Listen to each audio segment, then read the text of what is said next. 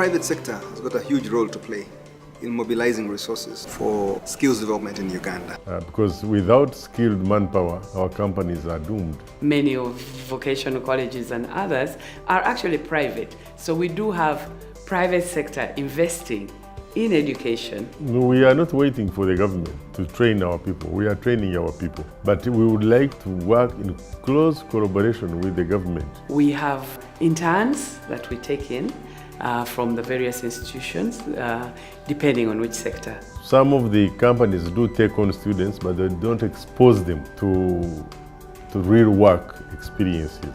There are a number of people that still believe that skills development is meant for students who failed in the general education, which is not. We are very ready.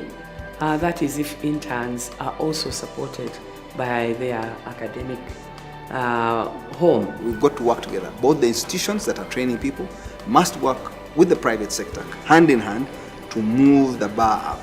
We can seriously have an impact on the skill set in the country.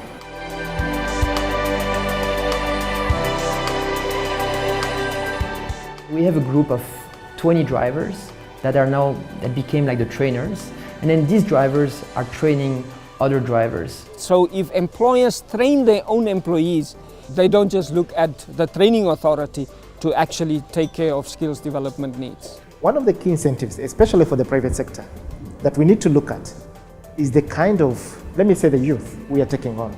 The issue of integrity has to come in. We are ready to give them workplace experience which they need when they apply for jobs in companies. So we will benefit, we as companies of course will benefit immensely. It comes straight to our bottom line when you have a better skills.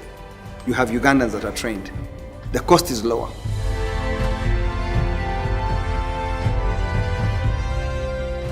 Without skilled employees, we are not going to allow anybody to come to our offices. Industry complains about the quality of the graduates that we churn out and that we send into industry. So we make sure now that they are involved in the development of standards and qualifications through technical working groups, and the industry skills committees in fact approve those unit standards and qualifications for the respective sectors. There should be some certification process. Now that is seriously lacking across the board. So much that even people come out with a degree and the degree is just a piece of paper. There are a number of Ugandans out there, they have some skills, but they don't have certificates. So no one has really recognized the kind of skills these people have, and yet they're already performing in different trades.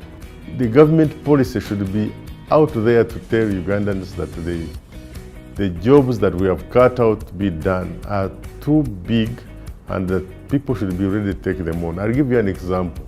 We are going to build a pipeline from the western part of Uganda to Tanga on the Indian Ocean.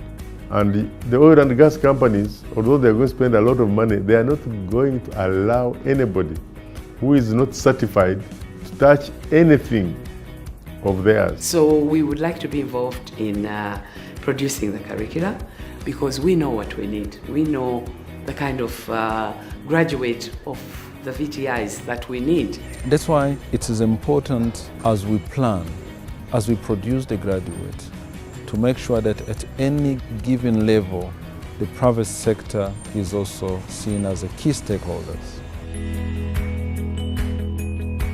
Other governments which are a bit advanced or more advanced than ourselves have a fund which they contribute to skill their people. Such a fund should be managed by administrators that are chosen from both the private and public sector. We can hire professional people who know what they are doing, they are guided, they may make a few mistakes along the way, teething problem, but we can get there and have a fund that will develop our human resource capacity.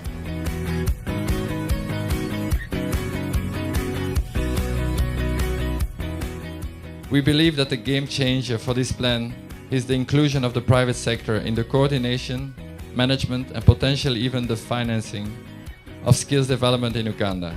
This partnership now that allows interns to come into industries to pick some experiences will really help our unemployment to perhaps go a little lower, because people will have that experience to build on, to look for employment, knowing what the industries are demanding, knowing what the world of work is about.